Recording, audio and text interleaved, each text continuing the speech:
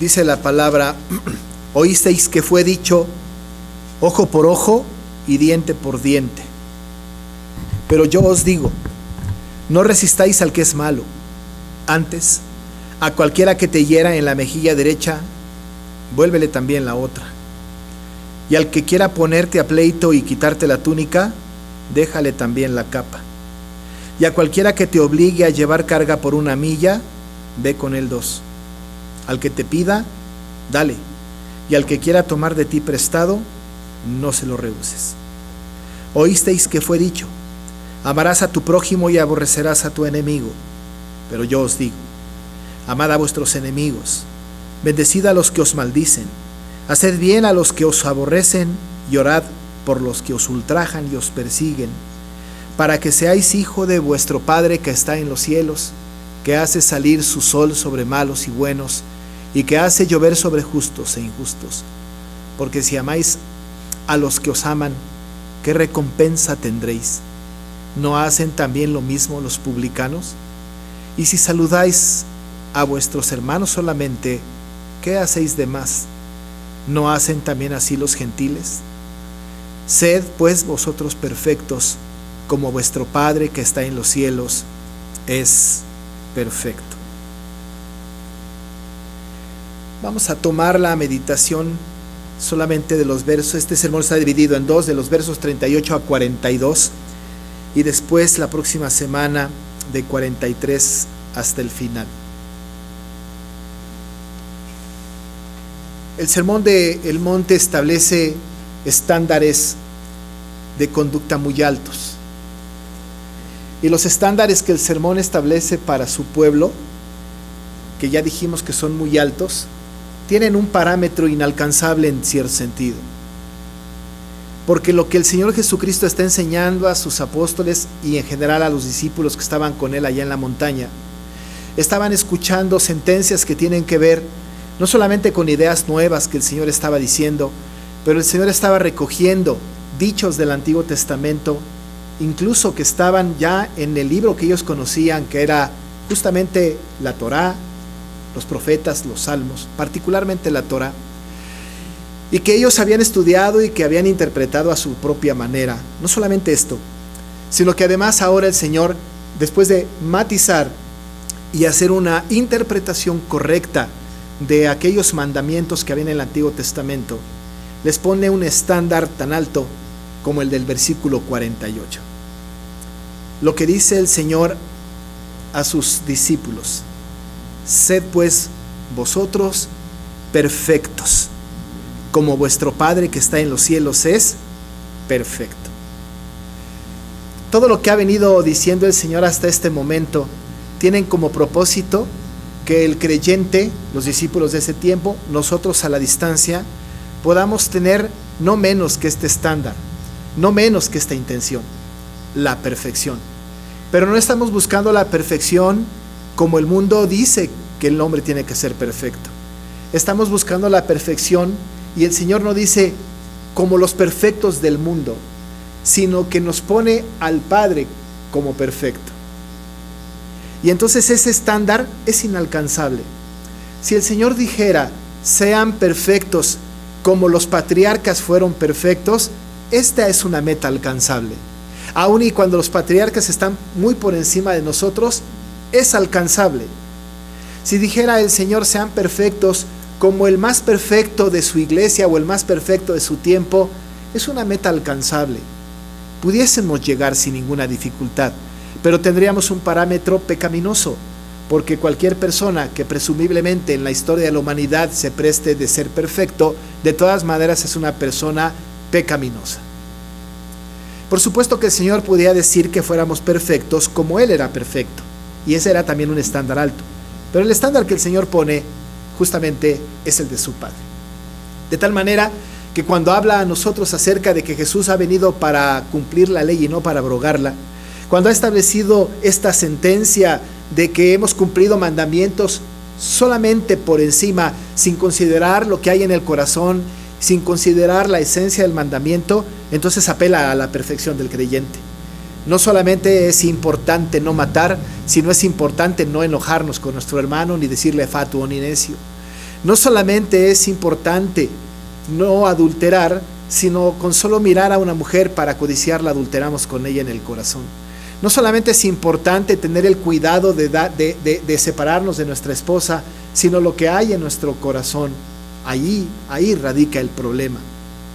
No solamente es importante evitar hacer juramentos, no solamente es importante no tener nosotros una palabra de jurar, sino que nuestro sí debe de ser sí y nuestro no sea no en cualquiera de las circunstancias en las que nos desenvolvamos, y el parámetro de perfección siempre es el Señor. Bajo este parámetro de perfección, entonces, el Señor lanza otra sentencia de un problema que estaba muy patente, muy vigente en la época en la que el Señor está diciendo semejantes sentencias. Evidentemente, como ustedes pueden notar, el Señor no recoge cada uno de los mandamientos y los desglosa en una exégesis necesaria, porque los problemas que estaban en ese momento eran problemas de esta naturaleza: problemas de injurias, problemas de adulterio, problemas de dar cartas de repudio por cualquier cosa, problemas de jurar, problemas de esta naturaleza, que eran temas muy importantes, recurrentes en su época, y que el Señor tiene que confrontar, porque las excusas de aquellos, particularmente los fariseos muy devotos y digamos muy legalistas, estaban tomando como pretexto para cometer toda clase de improperios. Estaban haciendo una gran cantidad de daño al pueblo con una interpretación a modo de la ley. Por eso el Señor tiene que estar matizando constantemente cómo es el corazón de la ley. Ahora estamos ante unos versículos que son muy interesantes, porque también en la época en que estaban viviendo el Señor Jesús y todos sus discípulos y el mundo en general, particularmente los fariseos, es que el tema de la venganza estaba muy de moda. Había que vengarse. La venganza era un factor determinante. La gente no se sentía bien cuando alguien les atacaba y les hacía algo. Y entonces, cuando la gente recibía un agravio, lo que querían hacer era vengarse. Pero la venganza escaló a dimensiones tan grandes que incluso la venganza tenía que ser con un castigo mayor al que a mí me habían dicho o me habían cometido. De tal manera que si alguien me había dicho algún improperio, yo tenía que vengarme, pero no me iba a vengar de la misma manera. Mi venganza era más fuerte. Eso imperó en aquella época, impera en nuestra época. En nuestra época, la venganza no solamente es equiparada a la misma acción que me hicieron, sino que mi venganza siempre tiene que ser mayor.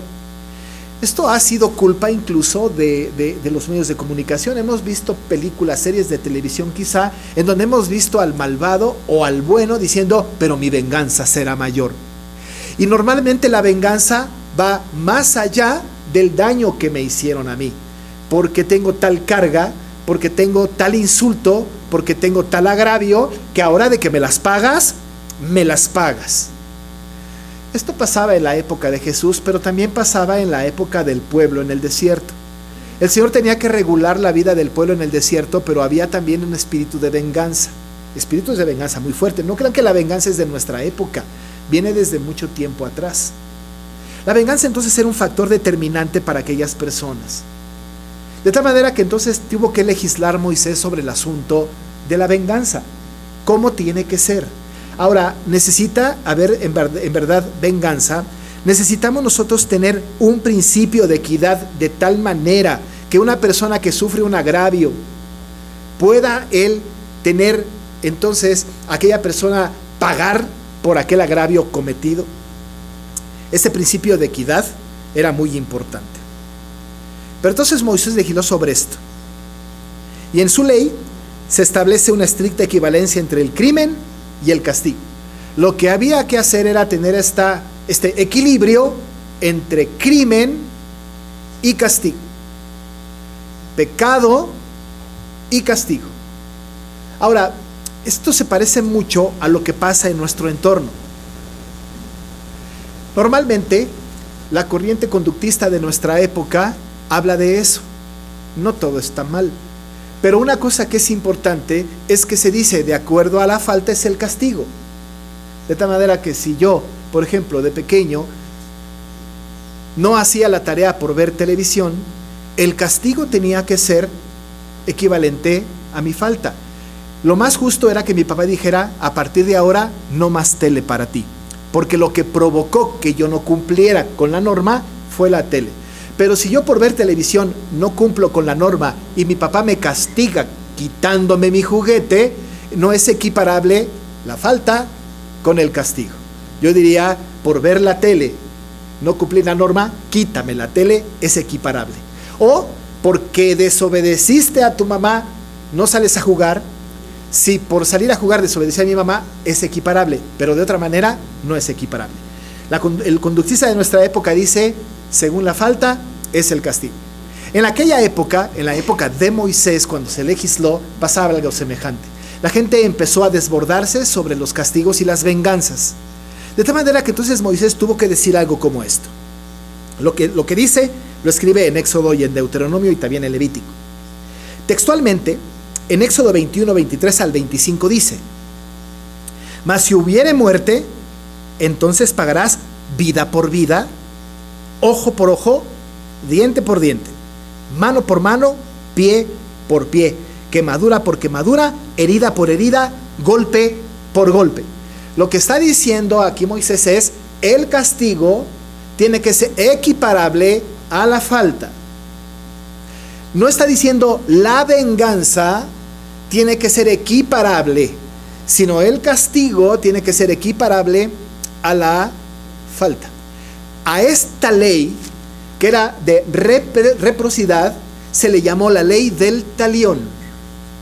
Y a partir de este momento, solamente se tomaron frases aisladas de esta famosa ley del talión para justificar la venganza.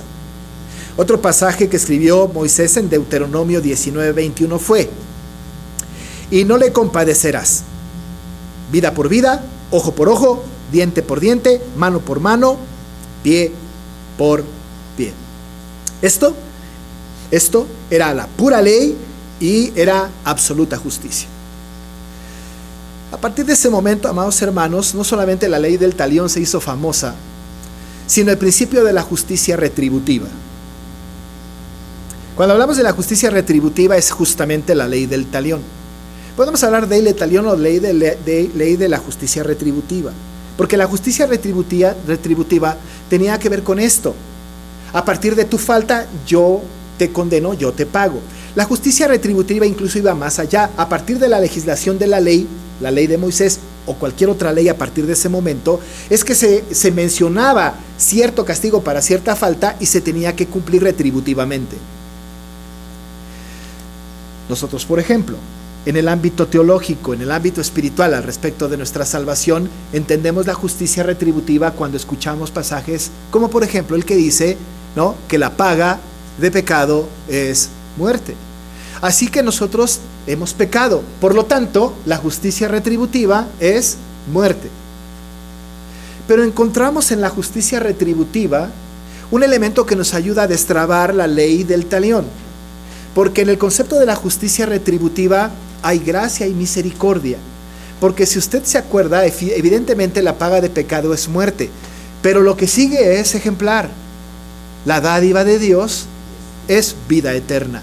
No aplica el Señor la justicia retributiva, sino que en lugar de su justicia trae misericordia. Y esto de alguna manera destraba la ley del talión cuando no nos ponemos más atención en lo que me hicieron como en la misericordia, como en la gracia. Pero en el Antiguo Testamento esto prevalecía. Dice Levítico 24, 19 y 20: y el que causare lesión en su prójimo, según hizo, así le sea hecho. Rotura por rotura, ojo por ojo, diente por diente, según la lesión que haya hecho a otro, tal se hará a él. Y siguió vigente. Y siguió vigente por todo el Antiguo Testamento. Llega la época de los judíos, de los fariseos, de los publicanos, y matizan a modo este pasaje, y entonces, lejos de hablar de una justicia retributiva en donde imperaba la misericordia, empezaron a hablar de la justificación de la venganza. Dicen, me voy a vengar, y el castigo es mayor a la falta. ¿Y sabe cuánta gente empezó a vengarse? ¿Cuánta gente empezó a atacar a sus semejantes? ¿Cuánta gente que se sentía agraviada, fuera agraviada o no, cobraba venganza? ¿Qué acaso el pueblo del tiempo de Jesucristo se había olvidado de pasajes como el de Levítico 19:18, cuando dice: no te vengarás ni guardarás rencor a los hijos de tu pueblo, sino amarás a tu prójimo como a ti mismo, yo Jehová? Quizá no se habían acordado de los proverbios tan maravillosos como este 20:22, donde dice: no digas yo me vengaré, espera a Jehová y él te salvará. El apóstol más tarde va a escribir en Romanos 12:19: no os venguéis vosotros mismos, amados míos, sino dejad lugar a la ira de Dios, porque escrito está: mía es la venganza, yo pagaré, dice el Señor. En la época del Señor Jesús, entonces, cualquiera que se sentía agraviado, entonces hacía un acto de venganza. Incluso lo que acabamos de estudiar hace algunas semanas, que tiene que ver con la carta de repudio. Si el marido pensaba que la esposa le había agraviado porque no le había puesto suficiente sal a los frijoles, entonces había que tener una venganza, y no había mejor venganza que justificada por la ley, que era la carta de repudio. ¿Pero qué no hay misericordia? ¿Que no había entonces la posibilidad de tener una acción contraria a esto? Los fariseos entonces tomaban esta ley para sí, pensando que la ley justificaba la venganza, como la carta de repudio justificaba el repudio. ¿Será que esto entonces era justificable a los ojos del Señor? Los fariseos lo hacían, y lo trajeron a los apóstoles y a los discípulos y al pueblo cristiano, y el pueblo cristiano había entendido que tenía que hacerse así, ojo por ojo, diente por diente. Pero lejos de entender la justicia retributiva, lejos de entender pagar castigo, la paga equivalente al mal, ellos lo llevaron al nivel de la venganza. Y empezó a haber una gran cantidad de cosas injustas, porque normalmente la venganza iba por encima del agravio. Como ya dijimos hace un momento, hoy día pasa lo mismo. Me las vas a pagar, pero me las vas a pagar, y lo que yo voy a hacer va a ser peor de lo que tú me hiciste. ¿Será que esté justificado por la ley de Moisés de ojo por ojo, diente por diente? Estaba mal entendido, y quizá hoy día en algunos ámbitos, en algunas personas, esté mal entendido. Claro que nosotros podemos decir: yo lo entiendo bien, pero estoy casi seguro que más de 2 de los que estamos aquí hemos querido tener una venganza más grande del agravio que nos han hecho. Y estamos tan enojados con una u otra persona, o con una organización o con otra, que pensamos que la venganza va a ser mayor. Y lo peor de todo es que le hemos dado el adjetivo de dulce a la venganza. Será una dulce venganza, y disfrutaré cuando la persona que me agravió sufra más de lo que yo sufrí. Eso está en el ambiente. Y hermanos amados, no solamente en el ambiente del mundo, está en el ambiente del creyente. Me las va a pagar, porque hay dulce venganza. Pero el Señor dice: ustedes oyeron que fue dicho ojo por ojo, diente por diente. Y su fórmula maravillosa: pero yo os digo. Los discípulos tienen que estar escuchando lo que Cristo dice. ¿Es que lo que Cristo dice va a ser contrario a la ley? No, de ninguna manera, porque ya estableció en el pasado que no ha venido para abrogar la ley, sino para cumplirla. Lo que va a hacer el Señor es hacer una explicación detallada de la esencia del mandato. Y para hablar de la explicación detallada de la esencia del mandato, va a explicar posteriormente, que ese es el sermón de la semana que entra, la esencia de no solo este, sino de todos los mandamientos. Y la esencia del mandato es el amor al prójimo. Pero el texto va más allá. No solamente es imperioso amar al prójimo, pero no es tan imperioso esto como de amar a nuestros enemigos. Usted lo puede notar en el texto. Versículo 43 y 44.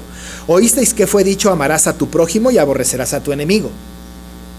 Yo les digo, dice Jesús, amad a vuestros enemigos, bendecid a los que os maldicen, haced bien a los que os aborrecen, y orad por los que os ultrajan y os persiguen. No solamente es importante amar al prójimo, sino aquel que me hizo un agravio, tengo que amarlo. a Él más que a nadie, porque qué fácil es amar al que me ama. ¿Qué sentido tiene el amor entonces? Lo más complicado es amar al que me perjura, al que me odia, al que me ataca, al que me lastima. Hermanos, ustedes y yo sabemos qué difícil es eso. Sobre todo un minuto después de haber recibido el agravio. A lo mejor lo meditamos y después de unos 4 o 5 años empezamos a amar al enemigo. Pero el agravio de inmediato, amar al que nos agravió de inmediato, es una complicación. Yo no digo que no conozco personas que lo hayan hecho. Lo que digo es que en el ambiente es una complicación. Pero ahí está el mandato. Y el Señor Jesús no está pidiendo para nosotros que lo vayamos analizando. Recuerde que el estándar de Dios es la perfección y el ser perfecto al que tenemos que imitar es el Padre. Así es que el Señor dice, ahí está la ley del talión, ahí está la justicia retributiva. Ustedes la han enseñado, ustedes la han aplicado mal porque están enarbolando la bandera de la venganza. Pero yo les voy a decir en qué consiste la esencia del mandato. Y empieza con una frase que es más difícil que todo lo demás que está hasta el versículo 42. El Señor dice, no resistáis al que es malo. La palabra resistir es importante en la Biblia. ¿No es cierto, por ejemplo, que en Romanos 13 el apóstol Pablo habla de no resistir a las autoridades? Resistir es respetar. O no resistir es respetar. Una versión dice, no trates de vengarte de quien te hace daño. No lo resistas. Pero va más allá. No solamente es no trates de vengarte, sino no le contestes. No regreses. A veces recibimos agravio. A veces recibimos algo hacia nosotros. La tentación es buscar justificarnos y contraatacar en el instante. Pero usted me dirá, y tiene razón, pero está levantándome un falso. Pero no tiene razón el insulto, no tiene razón el golpe. Y es posible que no. Es posible que no. Pero el mandato es, no resistas al malo a menos que tengas la razón. Eso no dice el texto. Simple y llanamente es no resistirle, no contestarle. Un comentarista dice, quedarte con la boca callada. Qué difícil, ¿no? Pero no se puede quedar así.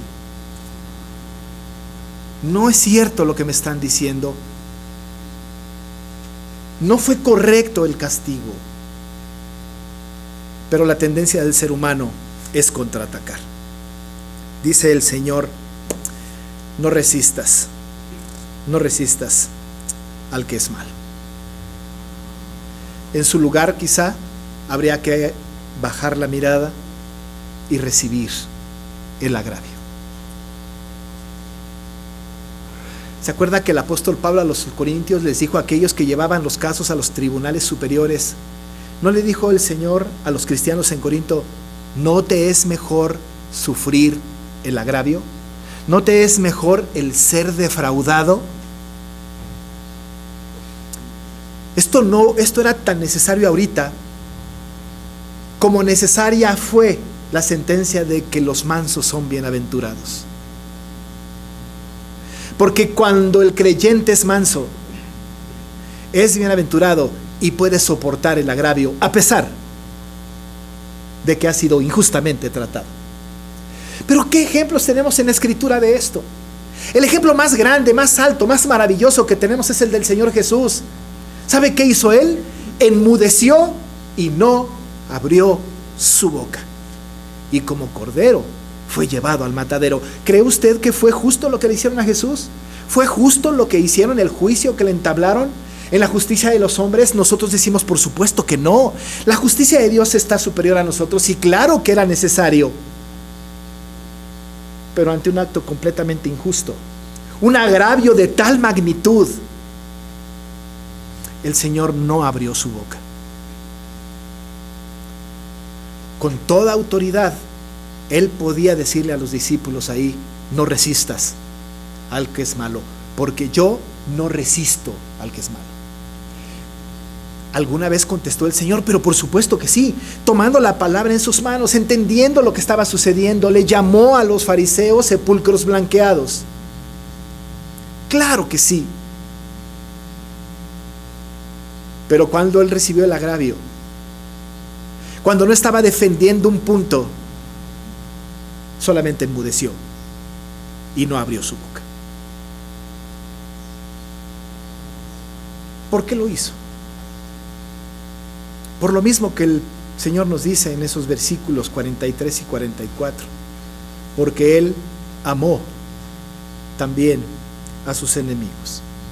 No el amor aquel que salvaba, sino ese amor común que se tiene para con aquellos que nos agravian. Dice el Señor: no resistan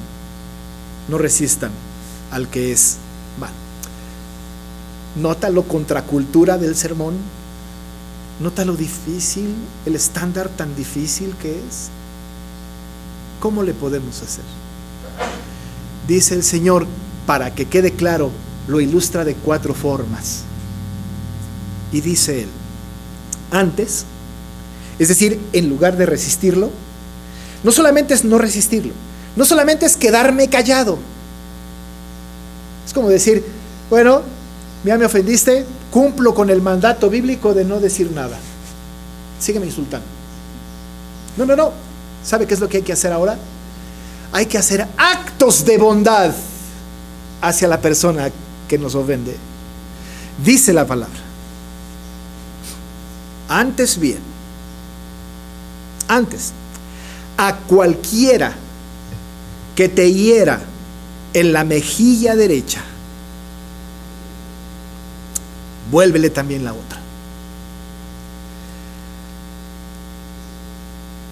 No significa que podamos decir ahora, bueno, cuando me golpeen en una mejilla voy a poner la otra, pero si me insultan regreso el insulto, porque aquí no dice nada de esto. Evidentemente tenemos que notar la figura que está diciendo la esencia del mensaje. Cuando el Señor está diciendo esto, volver la otra mejilla significa mostrar en palabra, actitud y hecho que uno está lleno no del espíritu de rencor, sino del espíritu del amor. Se imagina que cuando alguien nos insulta o nos ofende o nos golpea, de inmediato, nosotros no le expresemos nuestro amor.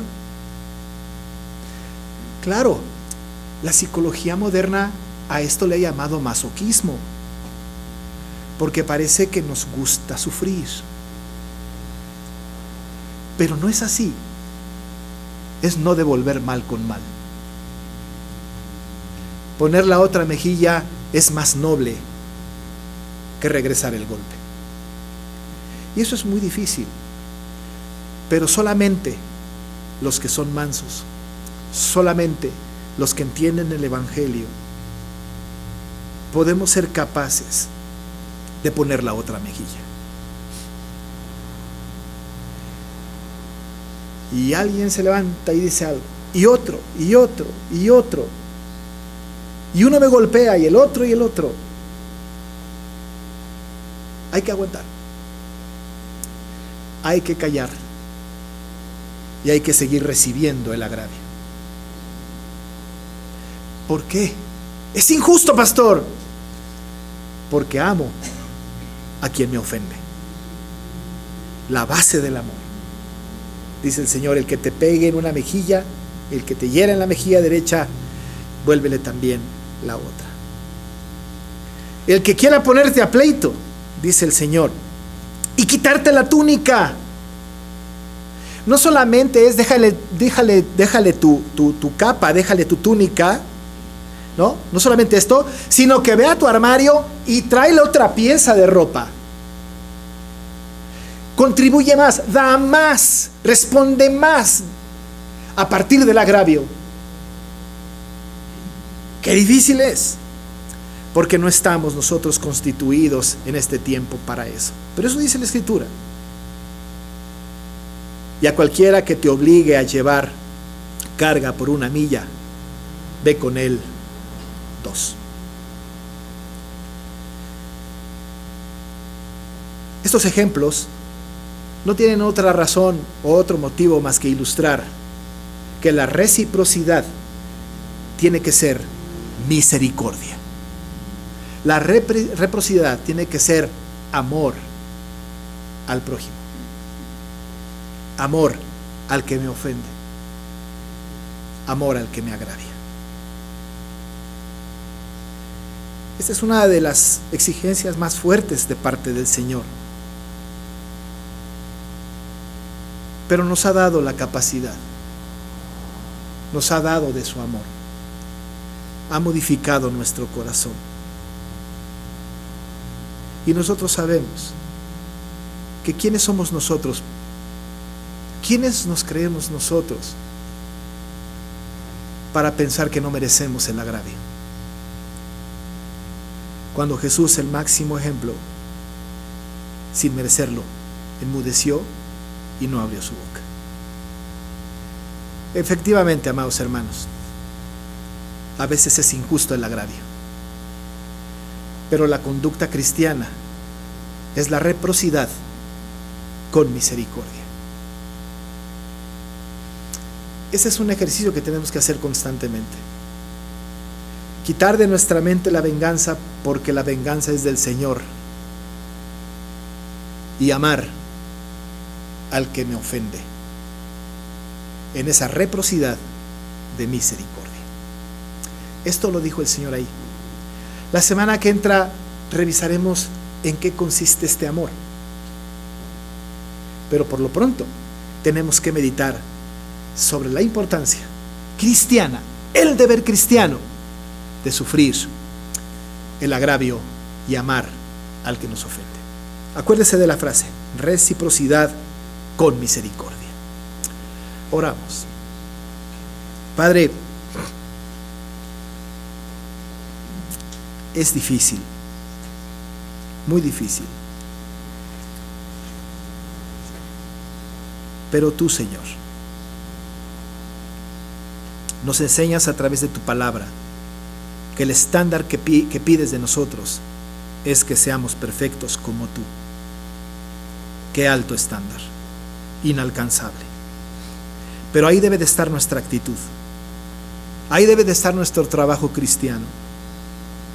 Y si alguno, Señor, de los que estamos aquí, alguna vez hemos sido agraviados, ayúdanos a responder bien con bien. Ayúdanos, Señor, para que tengamos una reciprocidad en misericordia, en gracia, en amor. Porque tú nos has dado la capacidad de la mansedumbre y nosotros queremos ejercerla. Gracias, Señor, por tu palabra. Ayúdanos a comprenderla y a ponerla en práctica en el nombre de Jesús. Amén.